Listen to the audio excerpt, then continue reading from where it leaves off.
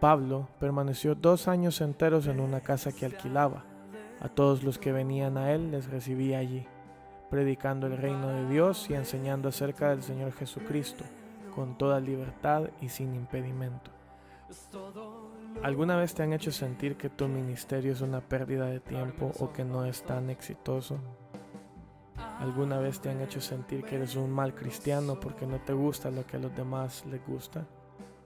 ¿Alguna vez te han hecho sentir que no eres tan espiritual?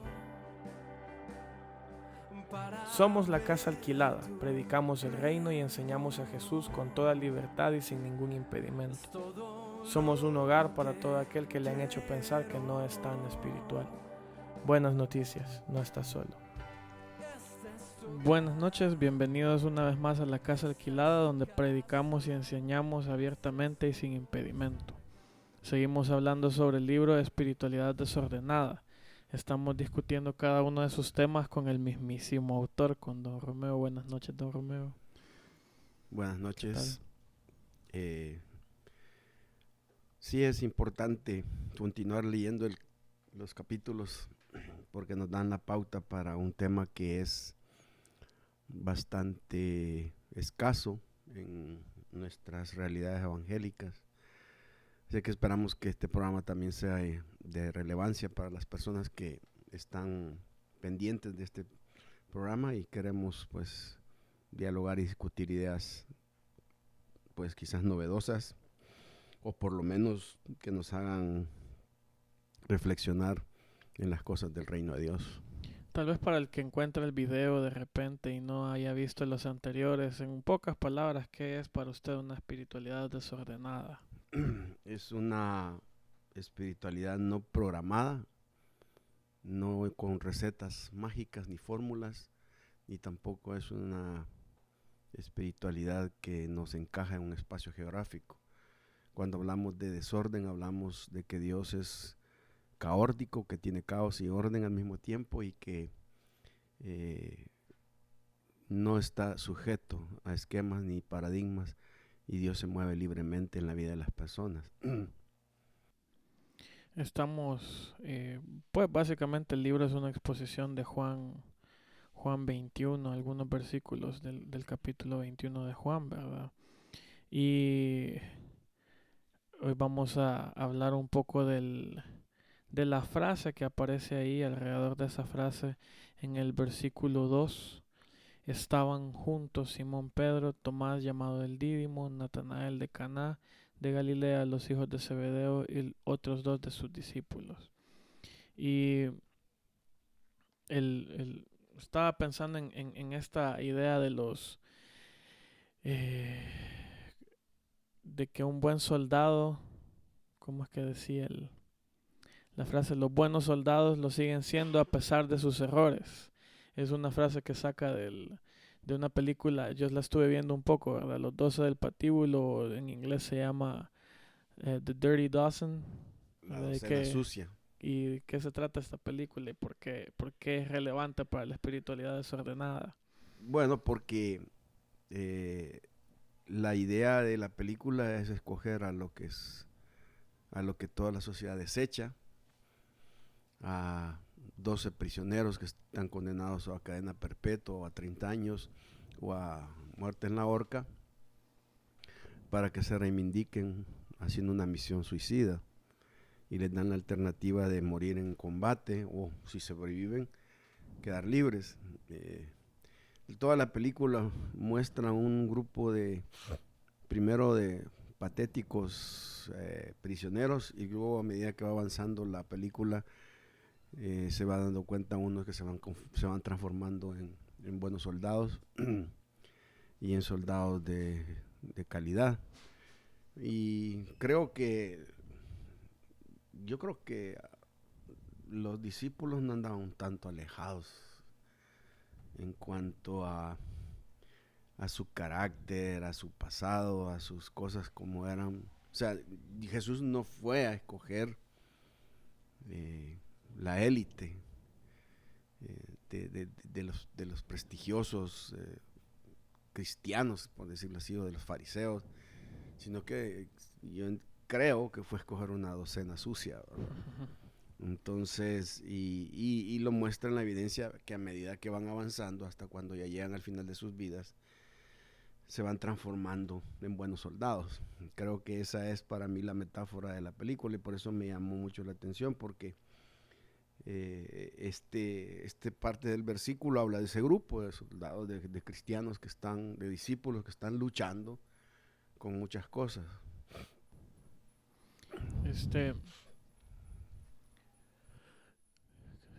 Estamos hablando entonces de que el cristiano, el buen soldado, se me ocurren algunas canciones cuando estaba pequeño que crecí oyendo esta especie de alabanza o cristianismo que era muy militar en los 90 quizás, que yo estaba pequeñito, hasta cuando cantábamos en escuela dominical era Somos soldaditos, siervos del Señor, y había como que toda esta cuestión bien militar alrededor de la fe y al final tal vez pensar en que no somos los mejores, pero sí nos ha elegido, nos ha amado y nos va a ir perfeccionando. Sí, la idea ahí de la película es que lo vital de ellos es que son elegidos. Y la elección hace que ellos se conviertan en lo que están convirtiéndose. Y eso es lo que hace la diferencia. Llegan y los escogen, ustedes son... ¿Cuál? Dale, Ajá. No, ¿qué cree usted? No, dale. Las observaciones al pasaje, yo le estaba comentando mientras estábamos haciendo el café, ¿verdad? Que me parecieron bien, bien interesantes las observaciones al pasaje, la lista de discípulos que están aquí. Uno suele tomar las listas de la Biblia bien a la ligera, como que si no fueran algo importante. ¿Qué piensas? Yo le he oído predicar de varias listas, de genealogías, y esta lista me pareció una de las que tiene observaciones más curiosas. Pero, ¿qué podríamos decirle a la gente que se salta las listas en la Biblia? Sí, una cosa he aprendido yo en el estudio de la Biblia es que ninguna parte de la Biblia no es interesante. Pues sobre todo porque cuando uno se acerca al estudio de la Biblia, uno se da cuenta de que el Espíritu Santo le ilumina frescamente las ideas. Y creo que donde he encontrado bastantes principios para la vida ha sido en las genealogías, que muchas personas las ven como algo que está ahí, que es estéril y que de alguna manera hay que leerlas, pero en realidad ni modo, porque si no las leo se va a enojar Dios. O no me lo puedo saltar, ¿verdad? O no lo puedo quitar.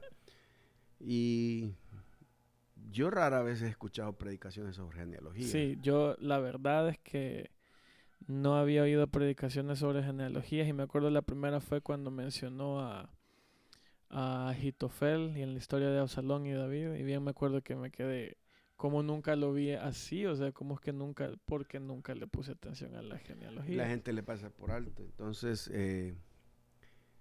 yo escribí hace como, creo que hace no sé cuánto, un mensaje o un estudio sobre la genealogía y donde hablaba de la genealogía y de la monotonía de la vida, que la vida pura a veces parece una genealogía, y porque sí es, ¿verdad?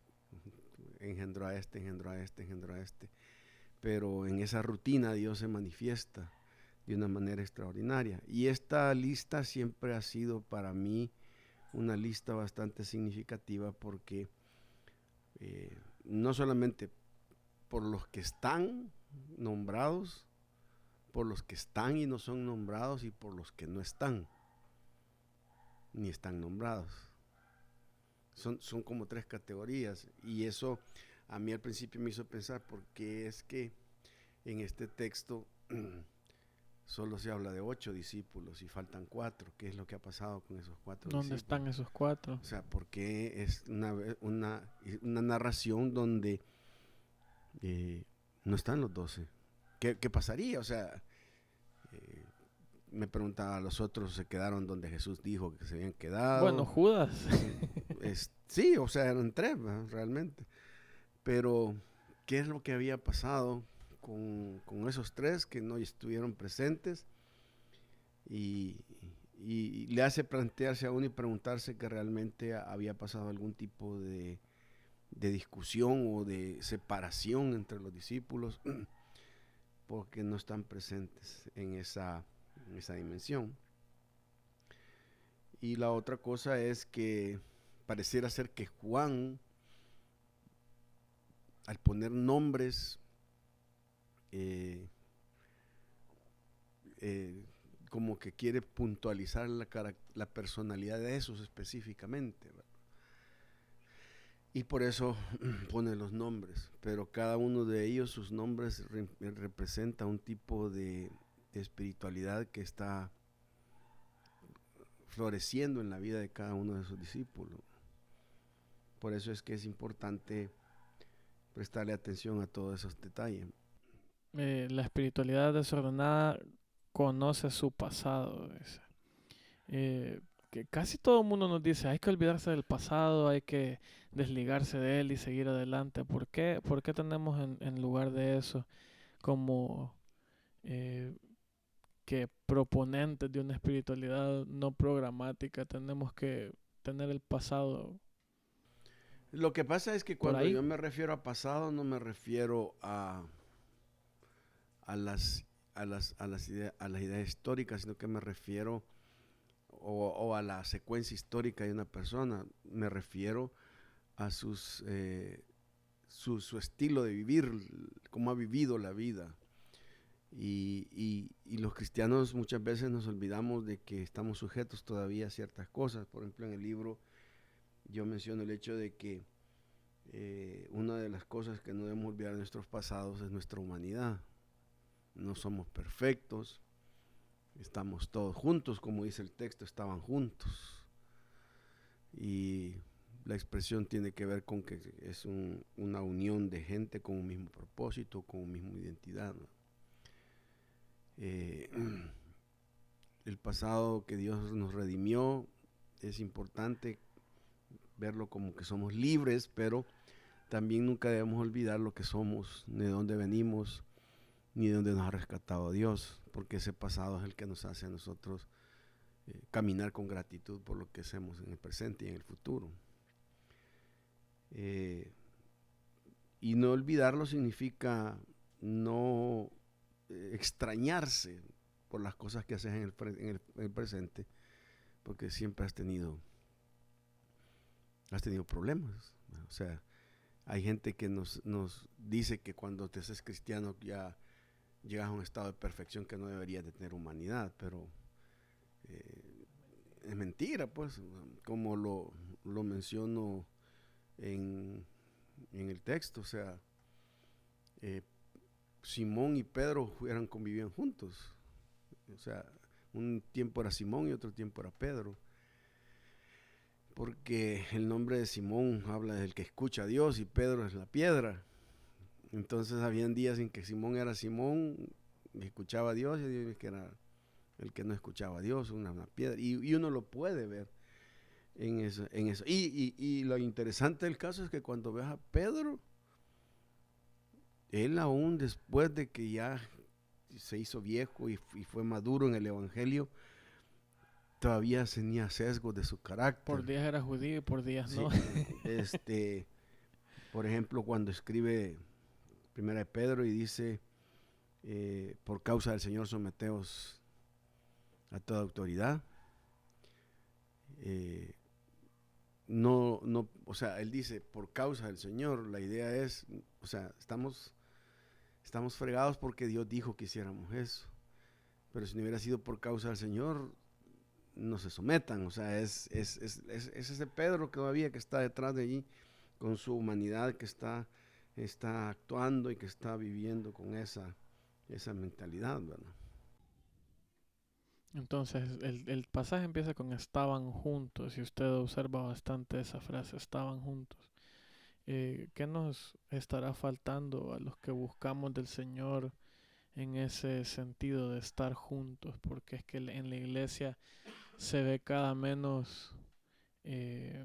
menos. Yo lo que percibo de la iglesia últimamente es que estamos como con una actitud de consumismo. Vengo, me siento, recibo el producto y luego me voy. Pero ya no veo tanto aquella cuestión de verdad. Tenía un amigo que se quejaba, me decía, él pasaba añorando tiempos pasados de su grupo de jóvenes. Es que antes éramos amigos todos y yo extraño eso. Y ¿cómo está la iglesia en esto de estar juntos en estos tiempos tal vez? Um, yo creo que, yo siento que la iglesia cada vez más se va haciendo más dispersa. No hay un sentido de solidaridad espiritual. Eh, y lo que miro es cada iglesia y cada denominación en su reino tratando de mostrarle a las demás que son mejores que otras. Ahora, lo que ocurre es que en el Nuevo Testamento las iglesias no estaban, o sea, se podían tener más unidad y más unión en las iglesias porque la descripción de la iglesia en el Nuevo Testamento era territorial, geográfica, no etiquetada con una doctrina. O con un fundador. Entonces, por ejemplo, aquí nosotros decimos, es que es la iglesia Asamblea de Dios en Santa Tecla. La iglesia de Toby en Santa Tecla, la iglesia bautista. Allá era la iglesia en Santa Tecla. Y las cartas que vos ves que son escritas por los apóstoles a las iglesias, dice la iglesia que está en Corinto, la iglesia que está en Galacia. O sea, no, ese concepto de que no es una segregación de unidades estructuradas, cada una haciendo su propia labor en un territorio, sino que eran la iglesia que está dispersa. Y era así porque no había centralidad de templo. Entonces la iglesia en Galacia era, cuando recibían la carta, la iglesia en Galacia la recibían todos los cristianos que vivían en la comunidad diaria, en la sociedad. Y claro, el ambiente de persecución y de adversidad que tenían los cristianos les hacía sentirse más unidos.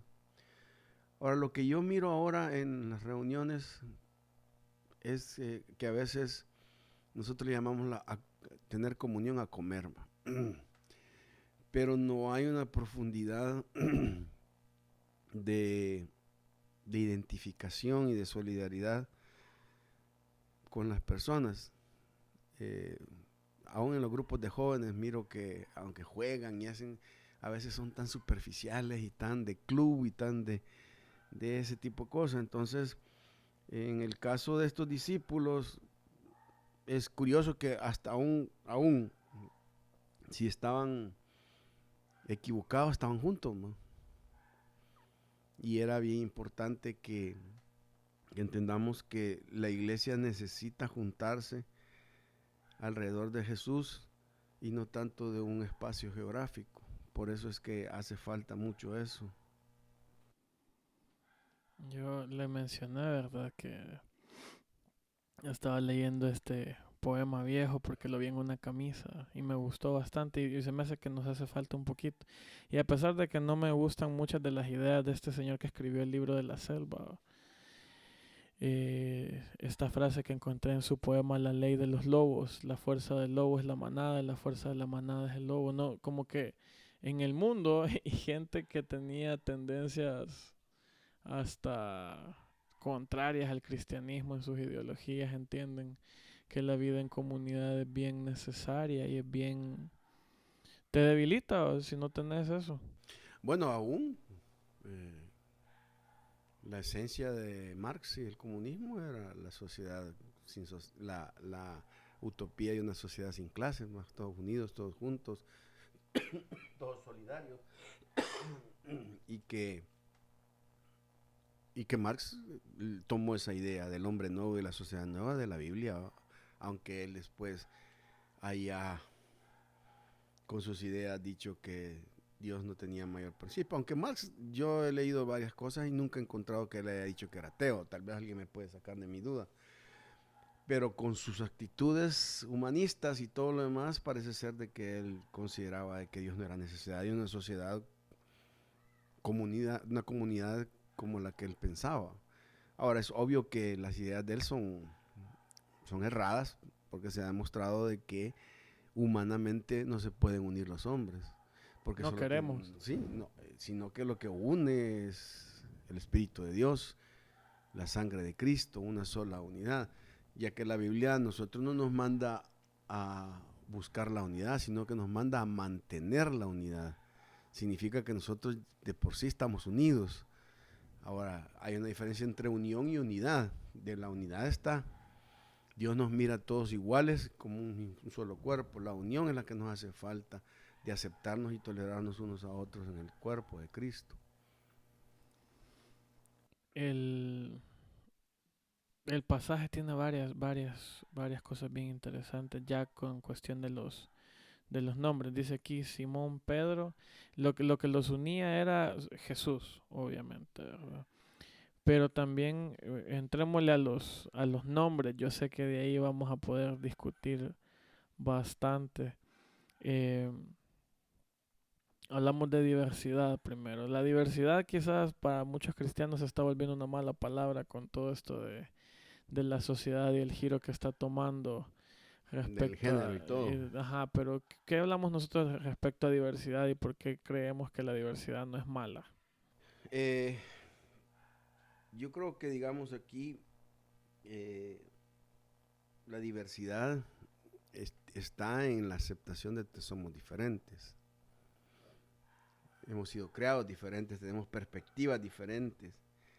Por eso es que también en la espiritualidad nosotros no podemos tener fórmulas uniformes.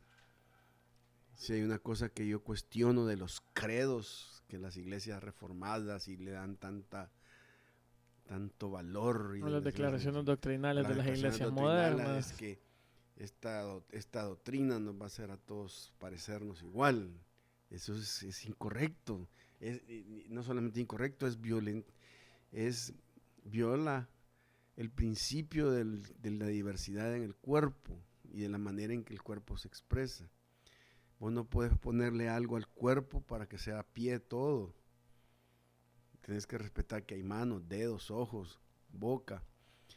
Entonces, en lugar de estar metiendo fórmulas rígidas o credos o estatutos o cosas que nos van a decir, esta iglesia estos cristianos se hacen así y los hacemos en masa, en colectividad, Dios, por otro lado, ve que la gente es diversa y Él trata a las personas de maneras diferentes, como son de acuerdo a sus percepciones. El ministerio de Jeremías no es igual al de Isaías, el de Ezequiel no es igual al de Sofonías, el de Sofonías no es igual al de Malaquías. Es totalmente diferente. El problema es que en las iglesias al que se es diferente de lo uniforme lo miran raro y a veces hasta lo condenan como hereje. Porque hay cosas, por ejemplo, que se salen del estándar, que nosotros hemos fabricado. Por ejemplo, nosotros en la santidad espiritual de la iglesia evangélica decimos que tatuarse es pecado. Es del diablo. Y usamos versículos de que no te harás esto y lo otro, de que salen en Levítico, Deuteronomio. Pero en realidad nosotros no. No podemos. La Biblia no dice no te tatuarás, así sería, tatuarás. De hecho, el libro de Oseas dice que Dios se ha tatuado a Israel por amor en sus manos. O sea, si vamos a hablar de tatuajes, o sea, esa es una cuestión. Claro, lo que estoy diciendo aquí, todo el mundo me va a echar fuego y leña, pues, pero ya lo etiquetaje es tatuado, es mal cristiano. No es, y es una fórmula. La fórmula es, los que son buenos cristianos son los que tienen el pelo corto, que están bien vestiditos y tienen corbata, pero los que se salen de ese marco de referencia, entonces esos tienen serios problemas. Y como que nos cuesta distinguir entre esto es de verdad la Biblia y estas son mis preferencias. Ajá, mis preferencias. Y se me ocurre a mí que tal vez, Porque obviamente hay ciertas cosas que son error, ¿verdad? ¿Y cómo distinguimos el error? ¿Cómo evitamos el error en la iglesia? Pues Es que, mira, lo primero que tenés que entender es que no estás libre del error. Eso es lo primero que tienes que entender. O sea, no se puede evitar el error.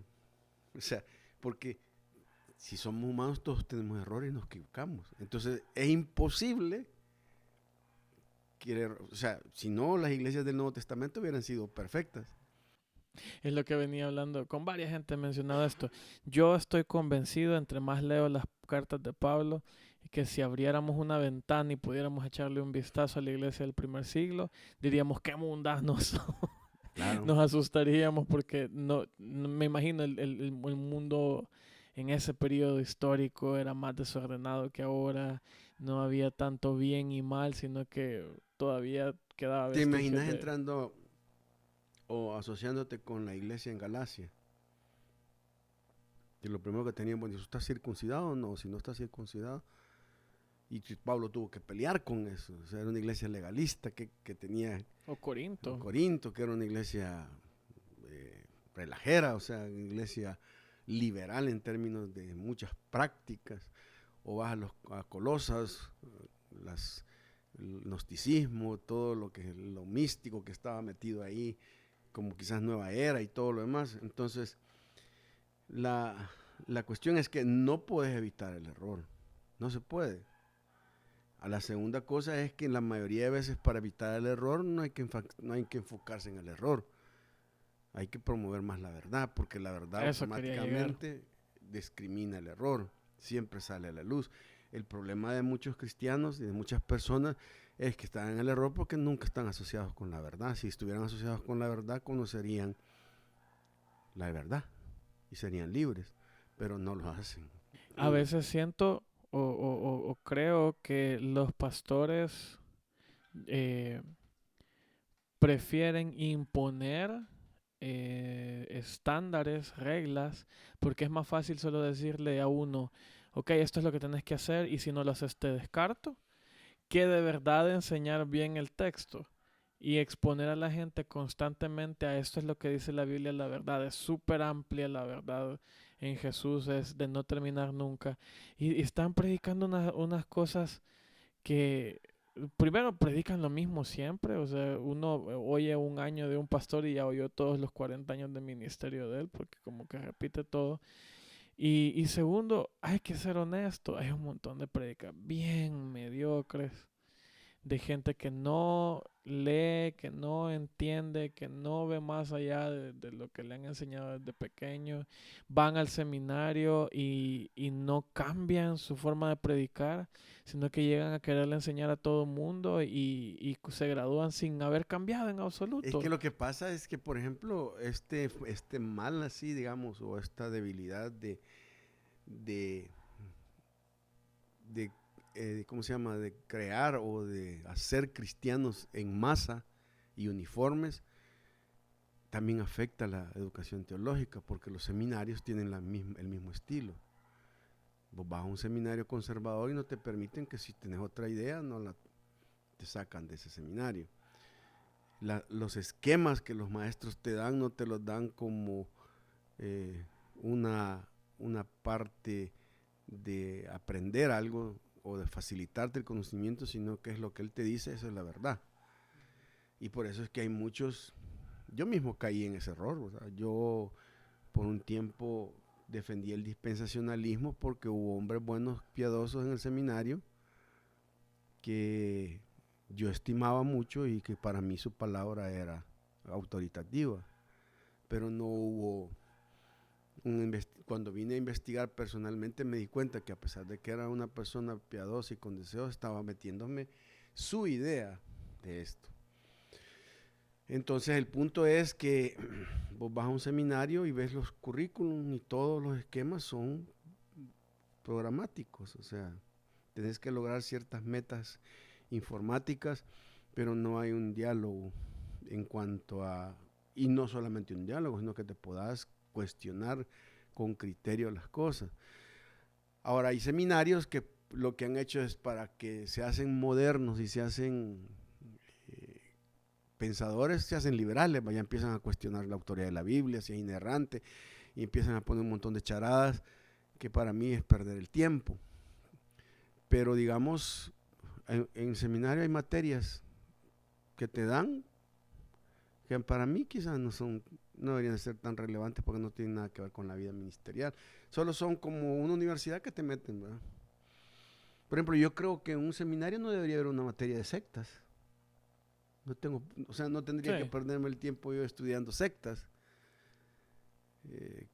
Tendría que mejor enfatizar más a descubrir la verdad del texto y con eso. Entonces, yo no voy a perder el tiempo en mi iglesia, les voy a dar un curso de qué piensan los mormones. Los mormones. A mí qué me interesa estar hablando de ellos. Lo que me interesa es que vos sepas, sepas cómo entender cómo determinar y discernir esa verdad. Y eso es lo que realmente no hacemos. Entonces, yo sí creo que hablando de esto, la humanidad que uno debe tener estamos sujetos a error. Yo estoy sujeto a error, aún de mi interpretación. Pero eso no quiere decir que no estemos asociados a la verdad. Pero el punto es que en la búsqueda de Dios siempre, ¿cómo se llama? Siempre Él apoya que vos conozcas más de Él, pues si tienes una búsqueda genuina. Entonces, hay errores y seguirán habiendo errores y la gente debe entenderlo así, por ejemplo. Se me hace a veces que las iglesias le tenemos miedo a la diversidad porque no queremos dedicarnos de verdad al texto, a la verdad, a exponer la verdad. No, hombre, es que mira, también la diversidad lo que hace es que te cuesta más controlar.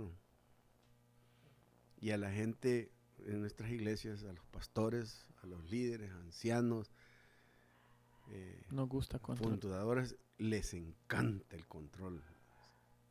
Y lo confunden con orden. El orden es el que Dios da. Con ortodoxo. ¿Me entendés? Y el control es lo que nosotros somos, mi gusto.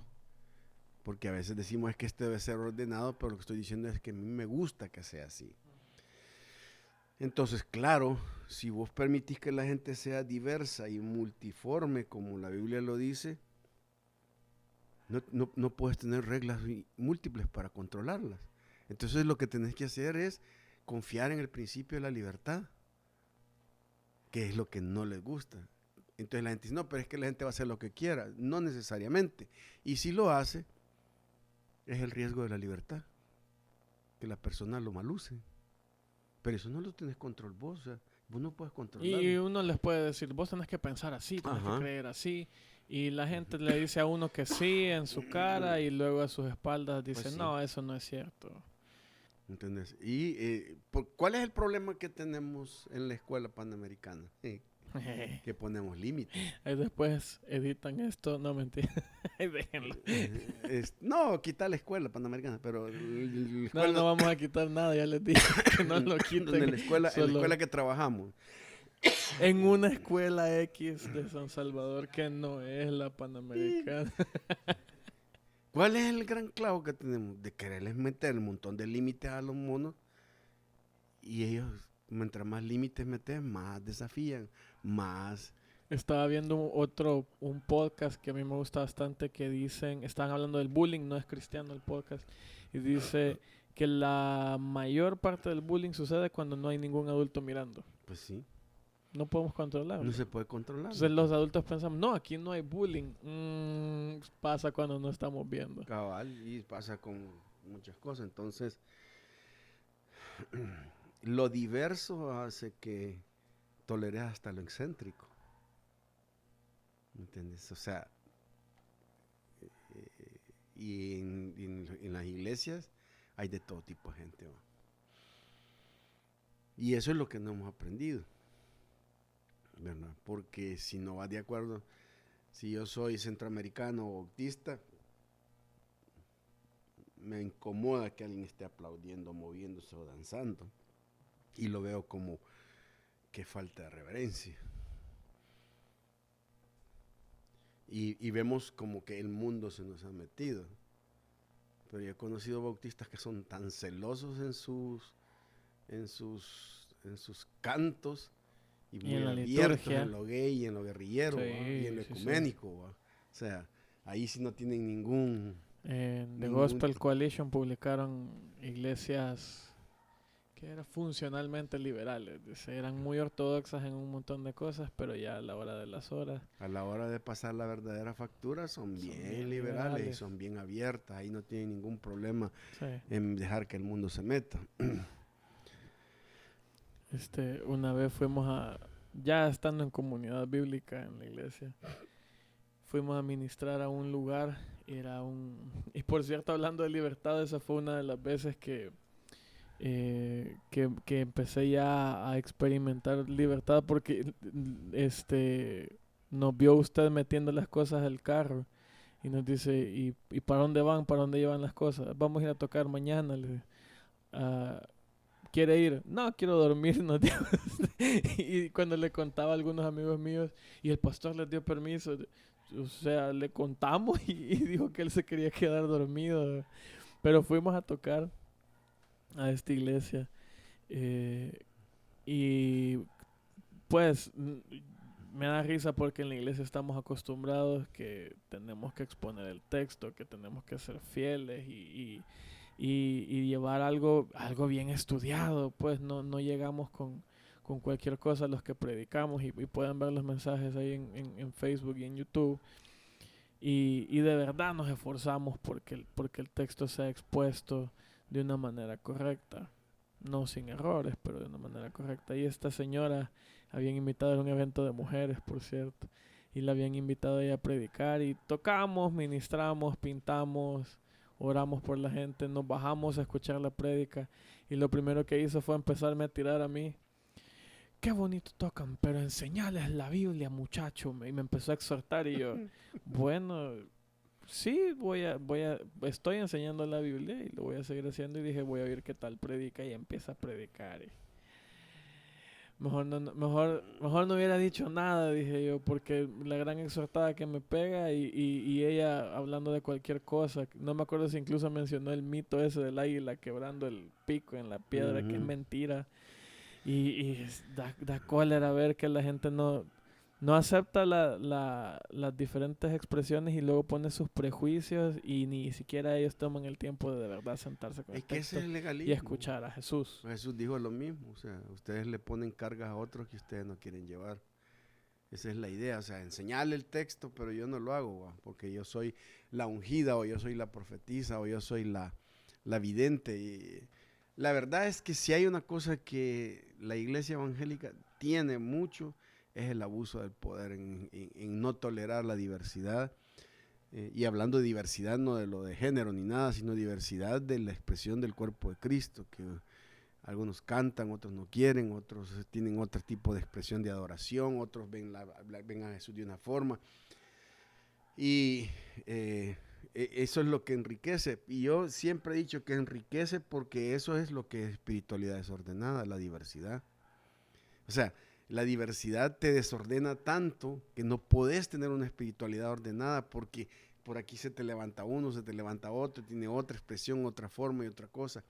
Entonces lo que Pablo decía para que hubiese un orden era, bueno, miren, yo no les voy a impedir que hablen en lenguas o que profeticen, pero háganlo así, pues uno primero, otro después, para que se pueda entender. Pero no les dijo, todos hablen en lenguas así o todos, sino que háganlo de esta manera. Y eso es lo que lo caórdico. Hay cierta medida de orden en lo que Dios está moviendo. Y eso es lo que, por ejemplo, yo he intentado hacer en la iglesia. Y ustedes mismos porque yo nunca he controlado. Lo que he hecho es dado ciertas directrices, pero yo no veo que ninguno abuse de la libertad que se les ha dado. Al contrario, después cuando sienten duda consultan y preguntan. Y eso es lo que ocurre, porque la gente piensa que al no dar directrices o al no dar el orden y el control, la gente se va a pelar y va a andar haciendo todo lo que quiera hacer. No necesariamente. Pero no necesariamente. Porque como lo de los tatuajes, yo sé que en mi iglesia no me van a decir nada, pero honestamente yo no quiero uno. Pues sí. Y ya. Ya soy un papá, ya ese es no quiero. Pues sí, es tu percepción de lo que quieras agradar a Dios y nadie te puede venir a imponer algo como eso. Entonces, pero siempre hay ese tipo de, de búsqueda diversa y que debemos tener aún en la misma familia, ¿va? Sí. Las familias son bien diversas y ahí como no podemos controlar, se nos sale de las manos. Cabal, no se puede Pero controlar. bueno, sigamos con el texto. La espiritualidad de Pedro es una espiritualidad de oscilación. Es lo que mencionaba de Simón y Pedro, ¿verdad? ¿Qué es lo que mencionaba ya así ¿Cómo en... se convive con una espiritualidad que escucha a Dios, pero que muchas veces se endurece con esa misma voz? Es la pregunta que hago. Y es obvio, es una dualidad entre intimidad y impetuosidad. Esa era lo que, donde Pedro oscilaba. Tú eres Jesús, el hijo de, ¿cómo se llama? El hijo del Dios viviente. Y, y le dice, no te lo reveló ni carne ni sangre. Y más adelante le dice, apártate de mí, Satanás. O sea,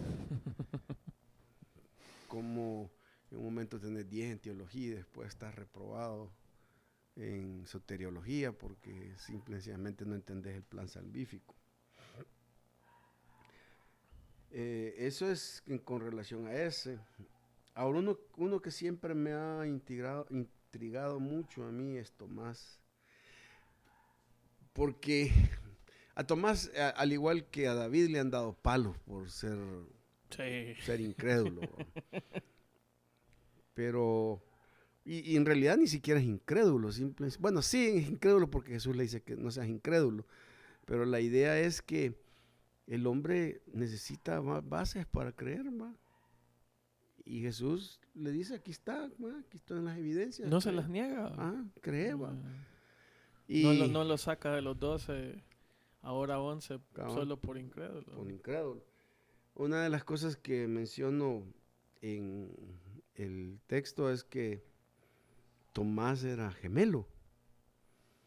Y la Biblia no nos hace referencia al otro hermano. No sale, ¿no? No sale, o hubiera sido hermana, no sé qué. Entonces la pregunta es, ¿dónde está el otro? Probablemente, si no era cristiano también, siendo un hombre con un gemelo, ¿cómo no pudo? Y por otro lado, eh, ¿cómo se sentiría un gemelo al que es escogido y el otro no es escogido? Sí. O sea, son ideas que se vienen a la mente, o sea, que es interrogante, porque el énfasis es Tomás el dídimo, Tomás el gemelo, o sea, la idea es, o habrá muerto, o qué sé yo, pero la idea es que el tipo era clonado, o sea, tenía otra persona similar, sin embargo, él no está ahí. Y es bien importante ver que él tiene esa espiritualidad de confusión, ¿va? Él está confundido, es una lucha entre los momentos de duda, que se aleja y que al no tener evidencias de Dios que empezás a... Y si somos honestos, muchas veces en nuestra vida estamos así. Muchos, quizás la mayoría. Quizás me identifico con Pedro en la actualidad, pero en mi pasado me identifico más con Tomás. O sea, completamente confundido e incrédulo, y ahora es como que a veces yo oigo a Dios y es como sí, sí, te sigo, y a veces es como que, pero es que eso no lo quiero hacer. Pero en mi pasado sí veo aquello de que no sabía ni qué estaba haciendo. Pero el asunto es que tenemos muchos Tomases y Tomasas, más de lo que quisiera reconocer. Porque como se nos ha enseñado a que ese tipo de cosas no las vas a confesar o a decir, porque entonces te van a ver mal o te van a Sí, sacar. yo le conté, ¿verdad? Que estoy oyendo un podcast. Ahorita que estamos haciendo podcast, se me ha metido la fiebre de podcast. Y encontré uno que se llama ¿Puedo preguntar esto en la iglesia? Y el tipo le entra, y yo veo, o sea, hasta ahorita de lo que he oído de los episodios de él es muy conservador en su teología, pero invita gente que no es nada conservadora, y algunos que sí, otros que no. Tuvo a N.T. Wright, que me pareció bien genial que lo tuviera ahí. y gente que cree en diferentes posturas del infierno, y él los escucha con un poco de incredulidad. Y me lo imagino a él en su iglesia y la gente le dice, hey, ¿por qué hiciste ese episodio del universalismo evangélico? ¿Qué te pasa? ¿Te estás alejando? Solo me pongo a imaginar cómo le estará yendo con sus temas y con su proyecto personal dentro de la iglesia tradicional, pues. Creo que es un título bastante interesante para una serie de mensajes. Puedo preguntar esto en la iglesia. Porque hay muchas cosas que no las... No, si se preguntan, la gente va a ser, Sí, se se asusta. escandalizan. ¿Va? Y eso era lo especialista de Jesús, ¿va? Que él preguntaba cosas que escandalizaban.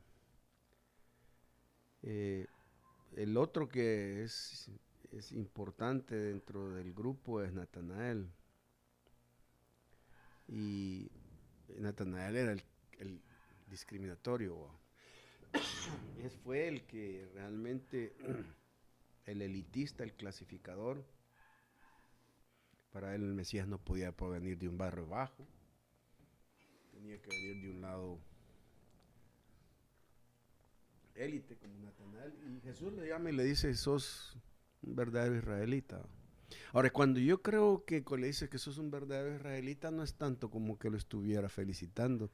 Me late como que, aquí hay un verdadero israelita. O sea, como quien dice, te salió lo judío. O sea, lo puro, la cepa de lo que es.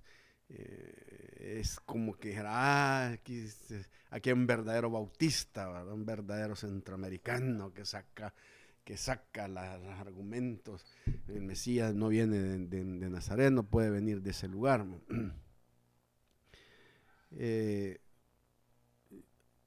Creo que Natanael fue en ese tiempo una persona que no podía estar con una espiritualidad abierta, sino que era una espiritualidad elitista. Gracias a Dios que pues Dios lo pudo haber cambiado. Sin embargo, las veces que aparece Natanael demuestra que todavía hay cierta, como todos los judíos. Sí, como en Antioquía, que la mayor parte de judíos predicaban solo a judíos el evangelio. Así es, y no tenían eso. Ahora, yo me he preguntado si nosotros los evangélicos somos elitistas, fíjate. Si somos elitistas. Y fíjate que me hago esta pregunta por varias razones.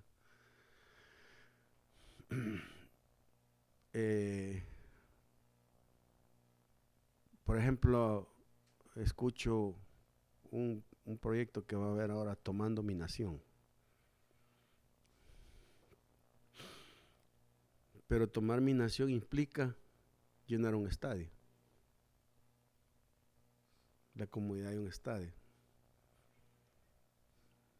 La gente en el Nuevo Testamento no tomaba la nación. Vivían en la nación y la tomaban porque estaban presentes en todas las estratos de la sociedad. No era un evento al que convocaban a todos a orar.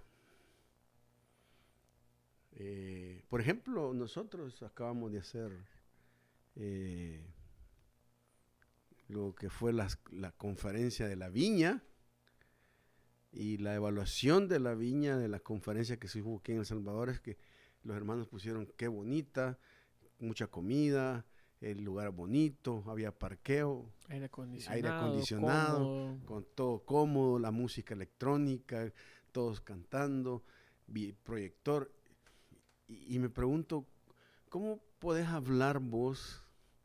O como una vez allá en el CETECA hicimos una reunión en Antigua Guatemala, en un lugar bien bonito de lujo, para hablar de la pobreza en América Latina. O sea, como visión mundial a veces íbamos...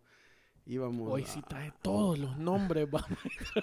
Como visión mundial íbamos a las comunidades de los más necesitados y de extrema pobreza de Oriente Norte en carros 2010, últimos modelos. Entonces me he hecho esa pregunta. Y lo digo porque estoy citando los casos de nosotros. O sea, ¿somos elitistas o no? Somos elitistas porque su hijo me pasó una canción que dice amo ser odiado. Ese es un buen título para un artículo. Yo le estaba diciendo, somos, o sea, La pobreza somos en Pickup elitistas, nos 2010. cambiamos de un local y hay gente que se incomoda porque el local es incómodo. El progreso es ir Ajá. mejorando el Y estatus. ve las cosas, la gente quiere un buen ambiente, quiere parqueo accesible, que se le faciliten las cosas, que hayan buena alabanza. Entonces la pregunta que es, ¿no seremos Natanael nosotros? O sea, o sea, Como institución, como como organización. organización, o sea, no seamos Natanaeles, que puede decirnos qué de los barrios bajos puede haber Dios en nuestras vidas. Y cuando vas a una realidad como las prisiones en Chalatenango o en Quesalte o en Izalco y ves lo que hay allá adentro y las tremendas crisis que existen, te das cuenta que de plano la iglesia nunca está llegando a ese nivel. Y los que están llegando allí, el problema de ellos es que llegan con religión y no con el cristianismo, porque les enseñan a los que se convierten aspectos que son más legalistas que otra cosa. Ujú. Entonces terminan atados con el legalismo y a pesar de que son libres de lo que eran como pandilleros. Pero aún, perdón, aún la forma en que nos vestimos, la manera en que nos relacionamos, las cosas en las que gastamos, a lo que le damos prioridades, me temo que realmente como cristianos somos elitistas. Y claro, por eso es que el mundo nos mira a nosotros muchas veces como, o sea, no alcanzo a alcanzar ese tipo.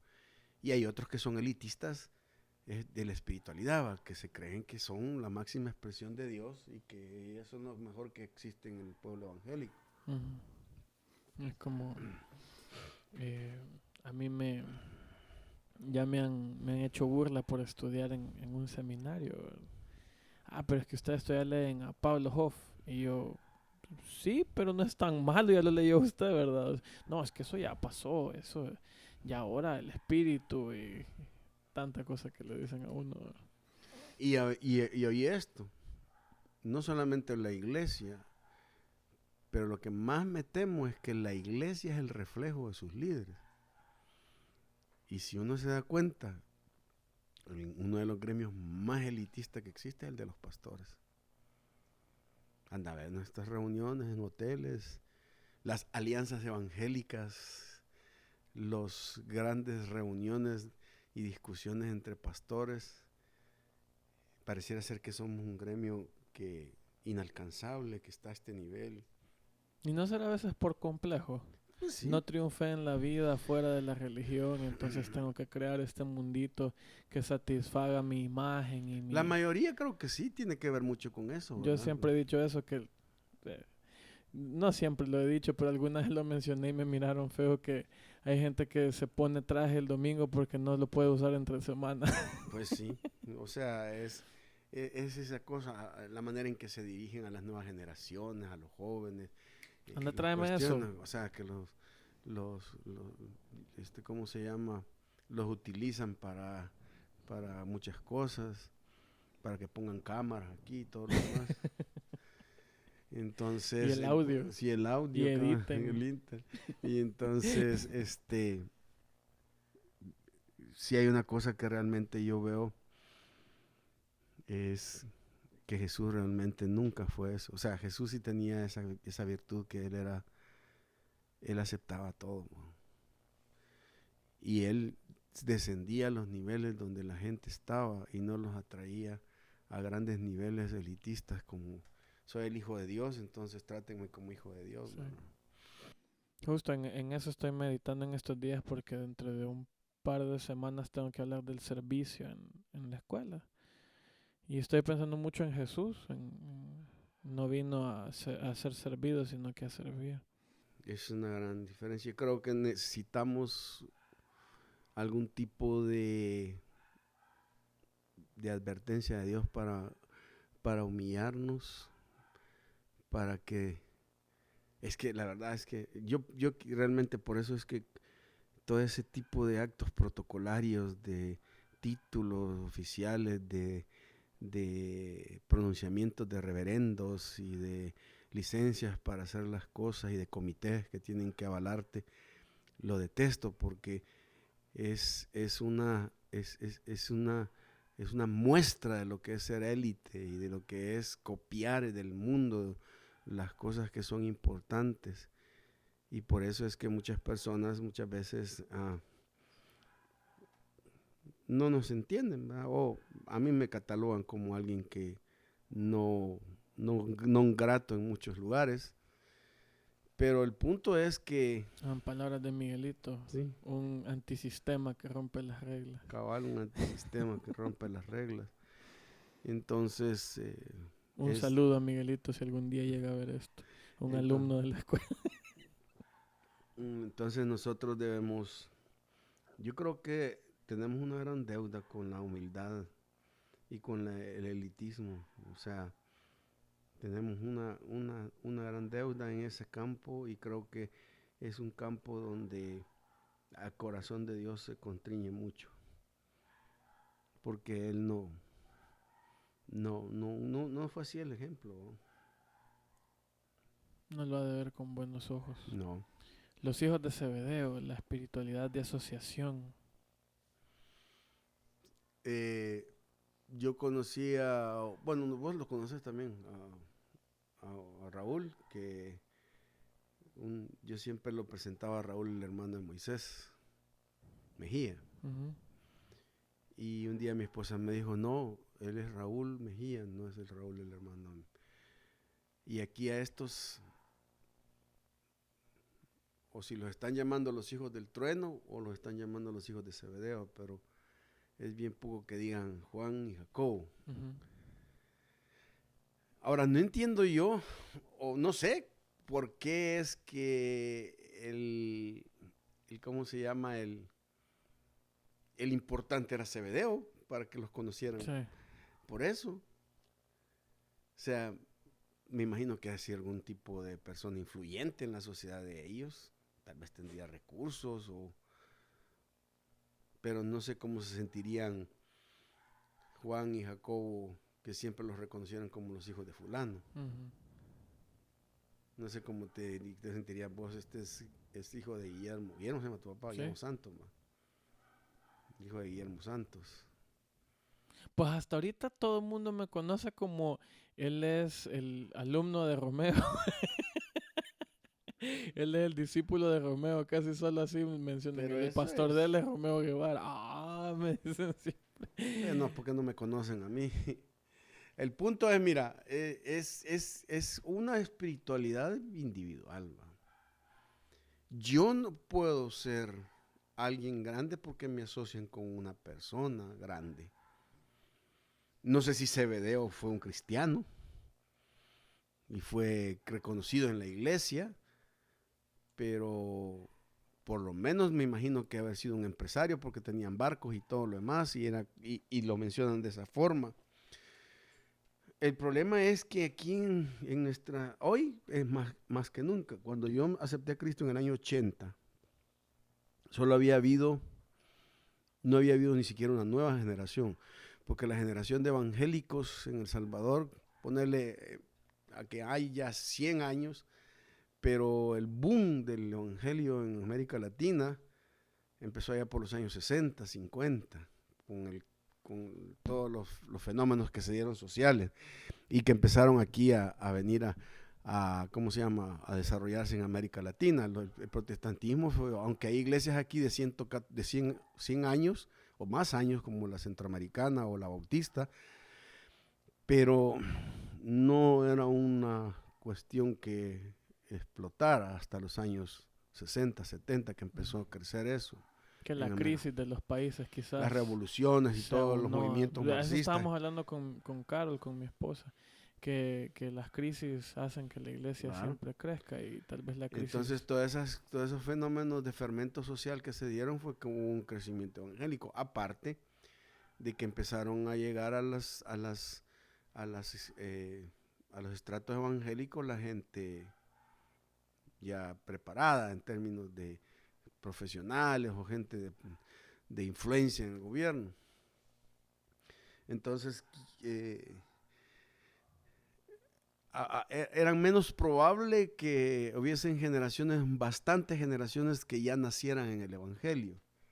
Por ejemplo, mi generación, la generación en la que nosotros conocimos el Evangelio, fue una generación que lo conocimos ya grandes. O sea, yo acepté a Cristo a los 20 años. Significa que de 20 años para atrás yo tenía un desconocimiento, aunque habían otros evangélicos que nacieron en esa fecha, pero era algo extraño. Era algo extraño en El Salvador cuando se dio ese crecimiento de la guerra y todo lo demás. Entonces lo que te quiero decir es que cada vez más hoy, después de tantas generaciones, ya hay generaciones que ya han engendrado hijos y ellos han sido engendrados ya en el Evangelio. Ya venían a la iglesia antes de nacer, en el vientre de los papás y de las mamás.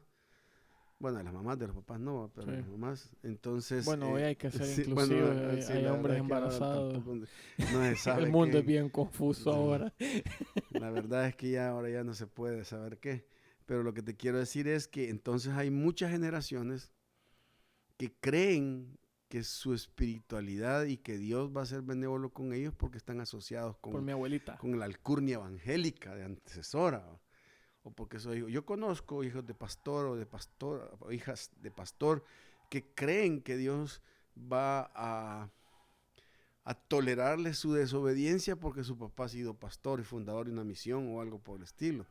Entonces es peligroso creer que yo puedo tener una espiritualidad porque estoy asociado con alguien que tiene que ver.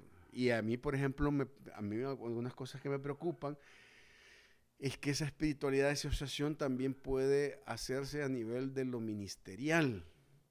Porque aquí en El Salvador hay muchos juniors que han heredado la espiritualidad y las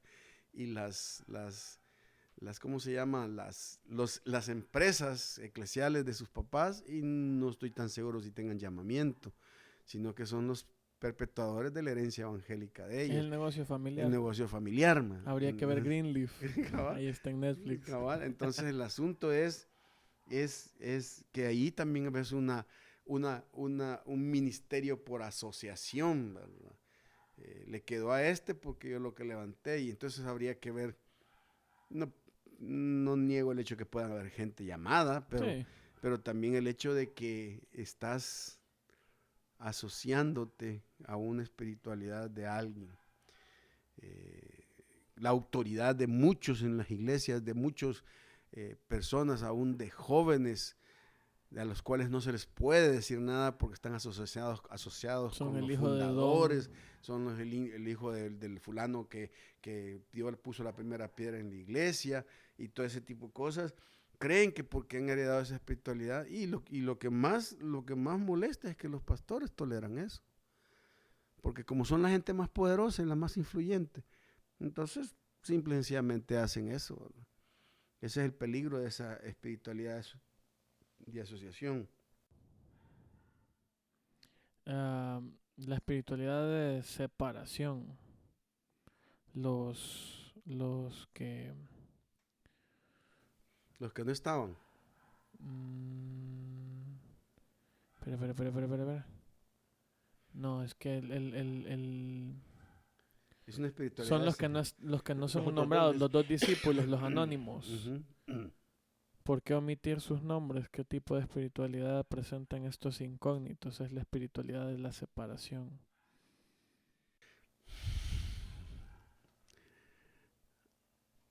Yo creo que ahí, mira, la idea que yo quería plantear ahí es, hay, ¿cómo se llama? Un tipo de cristiano en nuestras iglesias que no son de renombre, pero sí son discípulos. La idea me hace Tomás, Pedro, fulano y fulano, pues otros dos. Otros dos que saber quiénes eran. Ajá. Y que lo que importa no es que tu nombre esté registrado, sino que a quién estás siguiendo en tu vida. Y esto lo digo porque hay un núcleo en las iglesias que se siente menospreciado porque no son famosos.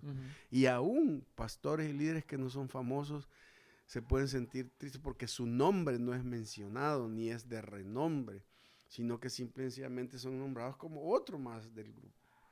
Y al pensar que sos otro más, se te olvida que en realidad lo importante no es lo que sea tu renombre, sino que sos un discípulo, que estás siguiendo a Jesús. Y que Él te reconoce tu seguimiento y te reconoce dentro del grupo, ¿me entiendes?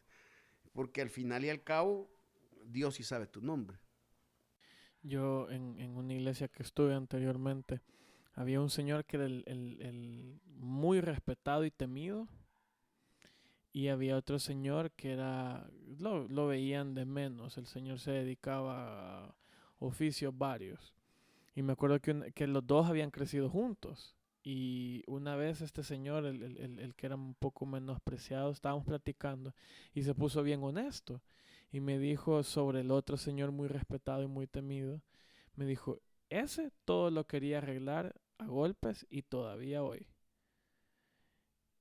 Y yo me quedé, ajá, o sea, pienso en esta gente en la iglesia que ha entendido el cristianismo, pero como no es importante, nadie escucha sus voces y Así es. tienen algo que decir respecto a esos Ajá. que sí son conocidos.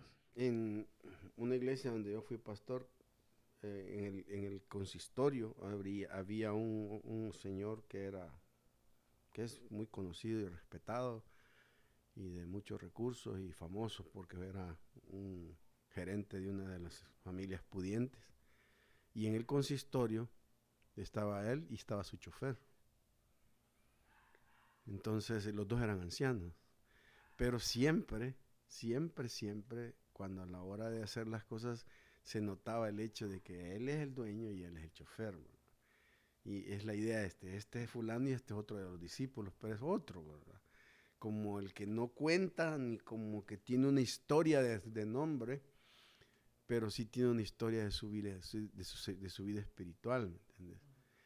Y eso es lo que muchas cosas. Entonces, mucha gente prefiere que apareciera su nombre y no el término discípulo, porque para ellos es más importante que la gente recuerde su nombre y no tanto lo que sos como persona. Y si somos honestos, a todos nos encanta que mencionen nuestro nombre. Sí. Pero aquí el texto es como una vindicación a esos discípulos anónimos que quizás no les reconocen por nombre lo que son, pero que al final y al cabo son mismos del grupo que Dios está usando para el cambio del evangelio, para el cambio de la vida por el evangelio, y que no deben sentirse menospreciados porque aparecen en la lista de Dios, ¿no? El último, y para que vayamos cerrando con qué es lo que hizo Jesús con cada una de estas espiritualidades. Los de la segregación, los que no estaban. Yo le decía, me parece bien curioso y es algo que yo no solía hacer, y hoy después de leer esto lo voy a empezar a hacer más. eh, Hacer una observación del texto de algo que no está, de los discípulos que no están ahí, quiénes son, eh, qué representa esta segregación y estos discípulos que no aparecen en el texto, pero que vale la pena mencionarlos. Yo puse aquí que quiénes son estos, cómo se manifiesta, está expresada. No podemos alcanzar personas que tienen... Y yo diría otra cosa, que nosotros no deberíamos de estar obligando a la gente que viene a una reunión en casas a que se vaya para la iglesia como parte de su compromiso. Creo que nuestra responsabilidad es compartirles la fe y que la gente entienda qué es el evangelio y dispersarla en el mundo. A eso me refería con la segregación. Bueno, entonces hay cosas que Jesús hace, ¿verdad?, respecto a cada una de estas espiritualidades. ¿Qué hace Jesús con la espiritualidad de Pedro, la de oscilación, la de a veces sí, a veces no? Yo le pongo que redefine la presciencia. Es que a pesar de las contradicciones de Pedro, Jesús lo estableció como líder. La idea es, sé lo que sos en este momento, pero sé lo que vas a hacer. Entonces, mi decisión de ponerte en líder en este momento no tiene que ver con lo que sos, sino con lo que vas a hacer y lo que voy a hacer con vos.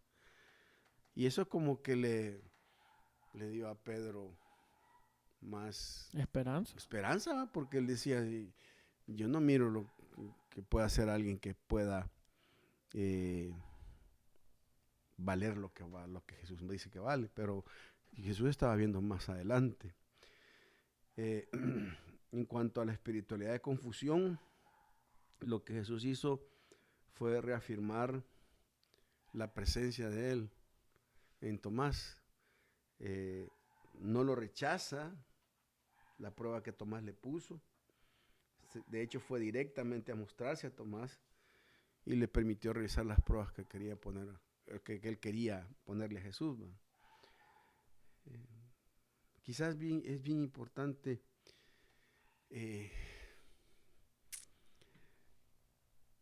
cuando hablamos de la presencia de Dios, no estamos hablando de la presencia en términos teológicos, porque Dios está presente en todas partes.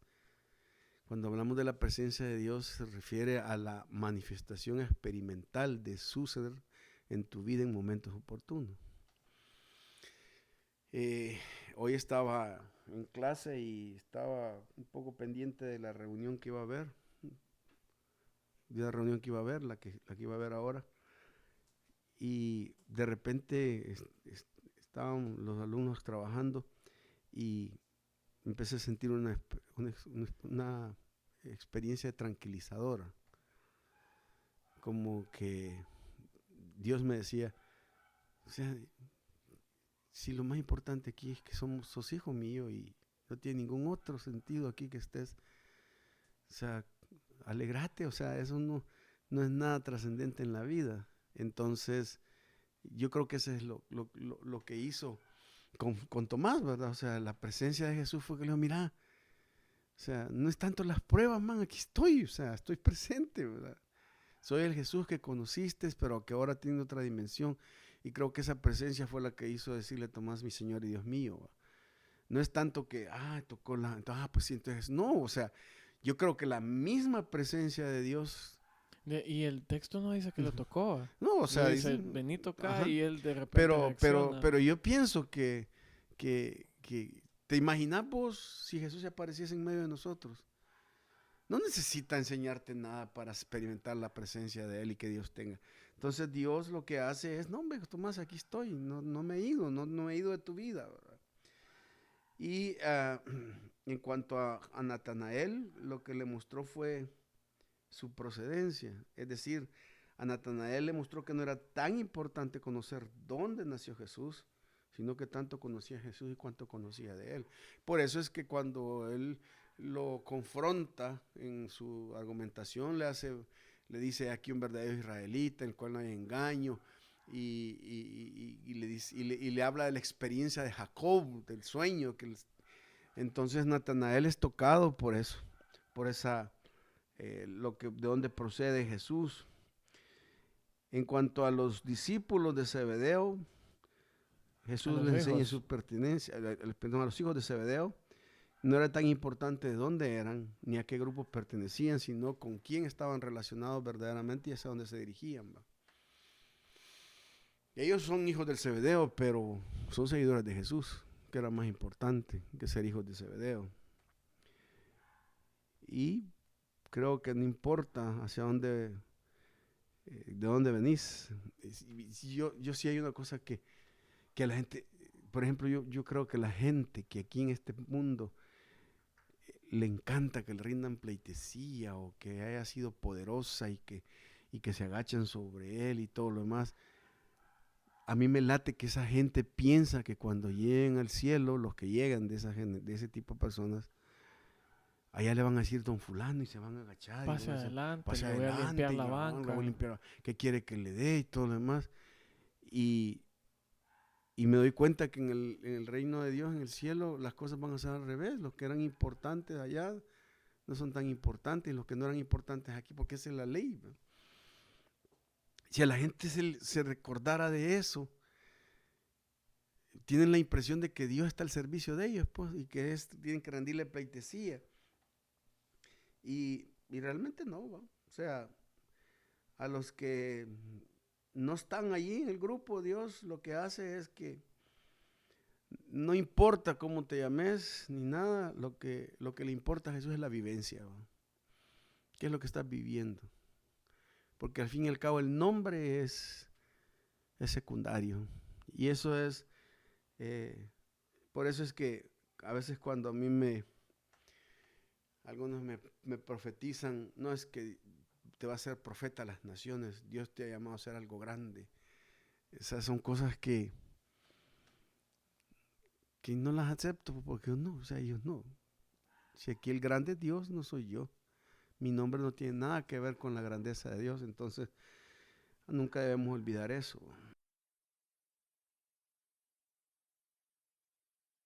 Bueno, entonces, espiritualidad desordenada conoce nuestro pasado.